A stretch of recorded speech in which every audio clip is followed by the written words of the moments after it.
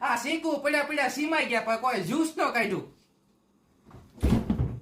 અને આ સિક્કી શિયાળામાં લાવ્યો તો પડી બગડી ગઈ પણ હજી સુધી કોઈના મોઢે નથી ગઈ. અને પોતાને ભાવે નહીં ને એટલે માળીએ ચડાવીને મૂકી દે. આ જ્યારથી હું પવણીને આવ્યો ને ત્યાં બીજા દિવસે રોજ બટાકાનું શાક જ હોય, બીજું કઈ બનાવતા આવડતું જ નથી ને. અને છે ને રોટલા ટીસીને ધરબી દે, લ્યો ખાઈ લ્યો. અને પોતે શાક બકાલું લેવા જાય ને તો પાણીપુરી ને સમોસા ગળસતા આવે.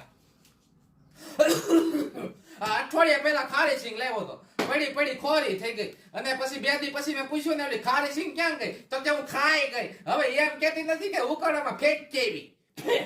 આમાં તમે એમ કહો કઈ લાવતા જ નથી પણ હું લાવે કઈ ગળસવું જ નથી. મારી ઘડિયાળ ક્યાં ગઈ? અહીંથી બધું ક્યાંક લેતો મને જડે, આ બધું સાફ કરતા મને જડે વસ્તુ.